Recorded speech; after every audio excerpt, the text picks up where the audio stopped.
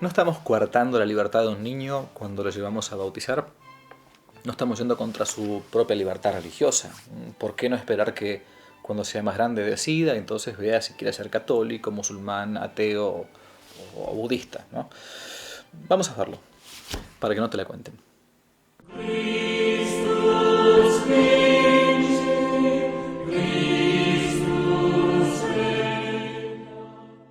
Soy el padre Javier Olivera Rabasi y muchas veces uno ha escuchado la siguiente frase: no, voy a dejar que mi hijo sea más grande y cuando sea más grande que él decida si realmente quiere ser o no católico. Es bebito todavía, no quiero coartar su libertad de religión, no quiero coartar su libertad de expresión, sus deseos más íntimos. Eh, Muchísimas veces uno ha escuchado esto que es lisa y llanamente una barbaridad. Una barbaridad. Eh, a ver, vamos a poner negro sobre blanco. Nuestro Señor Jesucristo, en el momento en que tuvo que ascender a los cielos, dejó un mandato diciendo lo siguiente: id por todo el mundo, anunciad el Evangelio y bautizando a todas las criaturas. Y yo estaré con vosotros hasta el fin de los tiempos. En fin, es decir, en primer lugar, es un mandato de nuestro Señor Jesucristo. Nadie que no nazca del agua y del Espíritu puede entrar en el reino de los cielos, ¿no? Si no se nace del agua y del Espíritu, dice Jesús, no se puede entrar en el cielo. Bien, entonces, uno dirá, hay que esperar que los niños crezcan y que entonces después decidan. Hay que hacer como algunos protestantes dicen, que los primeros cristianos se bautizaban recién de grandes. Mentira, hasta en los padres de la iglesia, los padres llamados apostólicos, los primeros, los discípulos de los apóstoles, bautizaban rápidamente a los niños. Ahora, pensemos, usemos la lógica de esa gente que no es que sea mala, sino que está mal informada, es decir, quizás no les han contado esto. Esa gente que dice, bien, esperemos a que sea más grande y que decida si entonces vale la pena que bautizarse y que lo haga por sí mismo, por sus propios deseos. Mi pregunta es muy sencilla. Cuando una mamá o un papá normales, es decir, que piensan, que buscan el bien de sus hijos, que no son locos, que no son malos, ¿no? Que al contrario, que realmente buscan lo mejor para sus hijos, ve que su bebito, su bebita, ¿no? Está enfermo, está enfermita, y entonces no sabe qué hacer, todo el tiempo llora, le duele la pancita, le duele la cabeza, tiene salpullido en todo el cuerpo. ¿Qué es lo que hace esa madre o ese padre?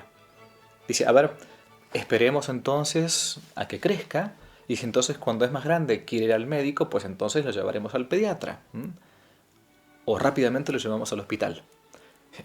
La cosa lógica de un papá o una mamá normal, sensato, no maligno, es rápidamente, como él sabe lo que le corresponde, lo que le conviene a su hijo, es llevarlo rápidamente al médico.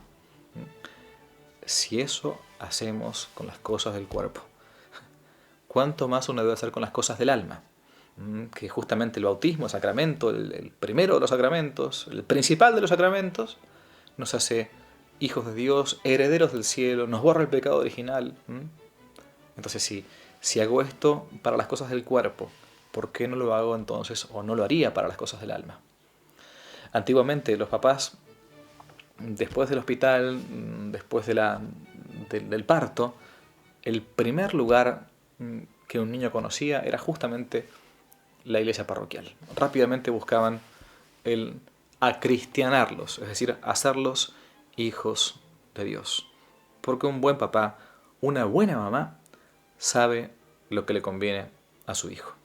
Y nuestro Señor nos mandó justamente el bautizar a todas las criaturas, anunciando el Evangelio, para poder salvarnos y llegar al cielo.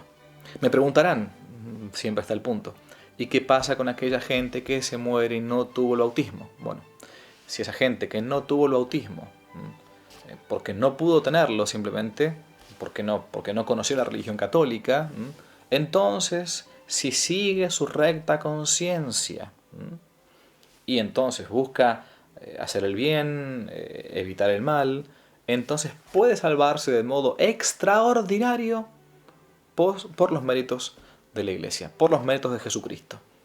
Es decir, pertenece de un modo como oculto, misterioso, místico, a la iglesia sin estar bautizado, pero sin culpa propia.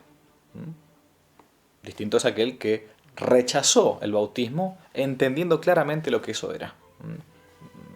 La gracia de Cristo se puede rechazar o se puede aceptar. Ahora, esto es el punto.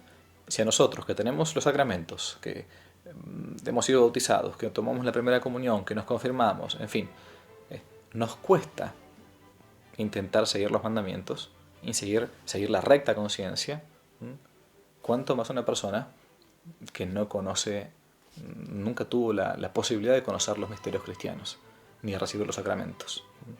De ahí la necesidad urgente de evangelizar, de misionar, y después de evangelizar y misionar, se acepta entonces la buena nueva, el sacramento. A estar atentos entonces a reconocer la verdadera doctrina que nos dejaron nuestros padres, que está en el catecismo, para que no te la cuenten. Dios los bendiga.